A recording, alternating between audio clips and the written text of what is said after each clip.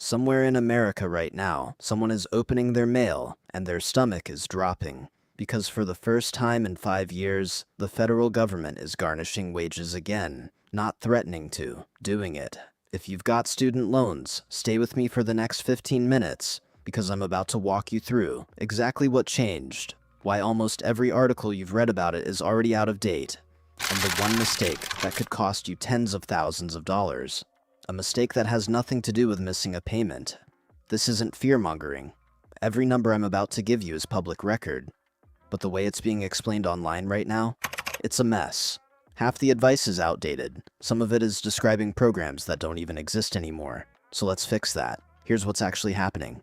Before we get into it, if you're the kind of person who wants to actually understand your money instead of getting blindsided by it, hit subscribe now, because I break down stuff like this every week.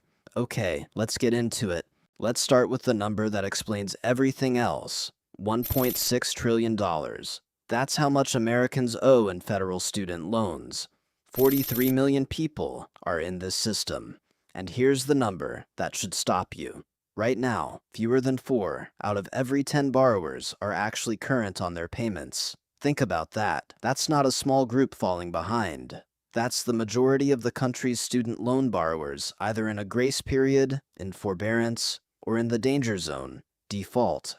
So what actually is default? It's not missing one payment. It's not missing 3.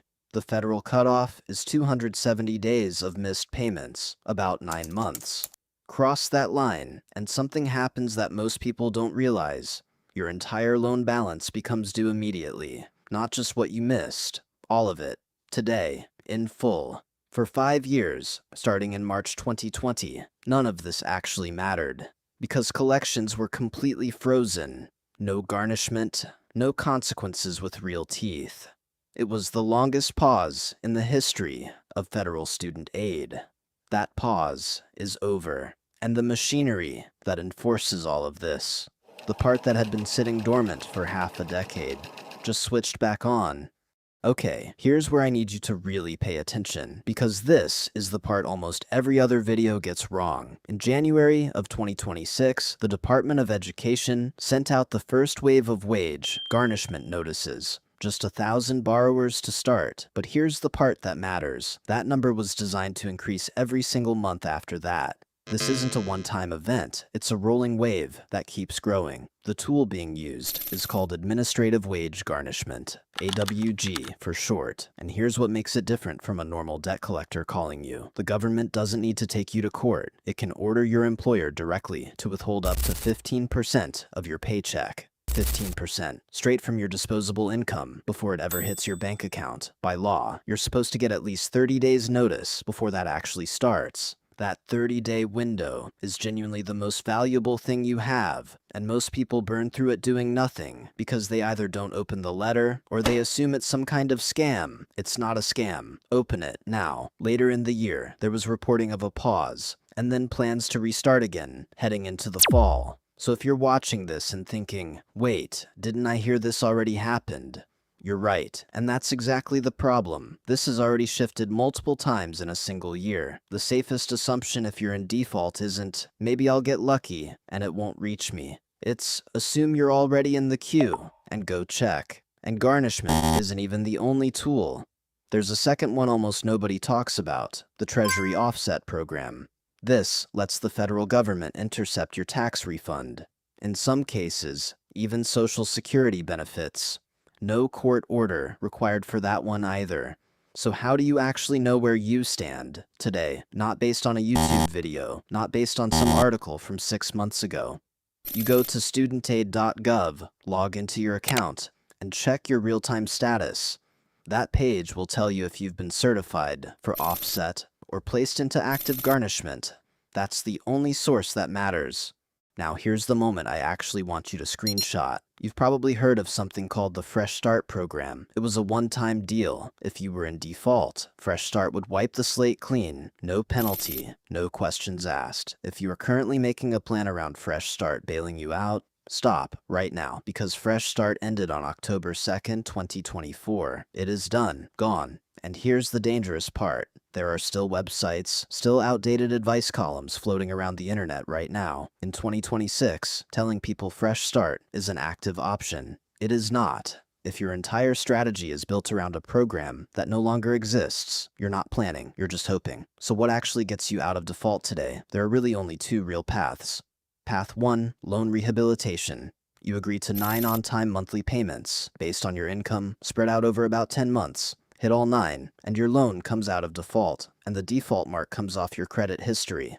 Path 2, consolidation. You roll your defaulted loan into a brand new direct consolidation loan. This one's faster. It can pull you out of default almost immediately. Sounds simple, right? Here's the trap. This next fact might be the single most important thing in this entire video. If you consolidate your federal loans after July 1st, 2026, the government reclassifies you as a new borrower. Sounds harmless? It is absolutely not. That single label strips you of access to older income-driven repayment plans, specifically PAYE and ICR.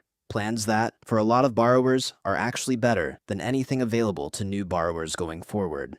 And once you consolidate after that date, there's no undo button. You can't go back and unring that bell. So imagine someone in default, panicking, wanting the fastest way out. They consolidate without checking what plan they currently qualify for. Months later, they realize they just locked themselves out of a repayment option that could have saved them hundreds of dollars a month for years. Nobody warned them. It's buried in a policy document nobody reads. This is exactly the kind of detail that separates someone who protects their financial future from someone who finds out the hard way. Years too late to fix it. If you take away one thing from this video, before you consolidate anything, find out exactly which repayment plans you currently have access to. Don't skip that step. 2 more things you need to know, and then I'll give you the exact playbook. First, the Save repayment plan, the one a lot of borrowers were counting on for lower payments, was struck down in court. It's gone. In its place, a brand new plan called the Repayment Assistance Plan, RAP, launched on July 1st, 2026. Nothing transfers automatically. If you were on Save, you need to actively go re-enroll in something else. Skipping that step alone can push someone straight into delinquency without them even doing anything wrong. Second, and this is the one financial advisors are starting to call the tax bomb. The temporary tax exemption on forgiven student debt is set to expire.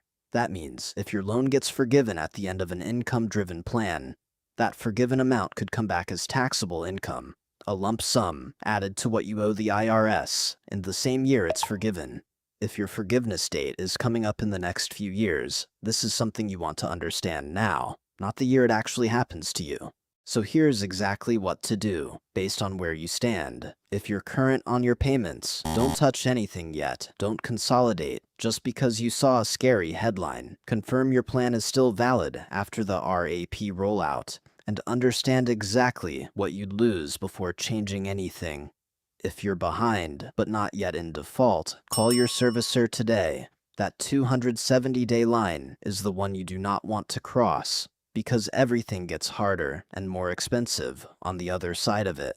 If you're already in default, log into studentaid.gov right now, today, and check your actual status. Compare rehabilitation versus consolidation based on which repayment plans you'd keep. Don't guess. Don't plan around a program that doesn't exist anymore. And do not wait for the letter to force your hand, because by the time it arrives, your 30-day clock is already ticking.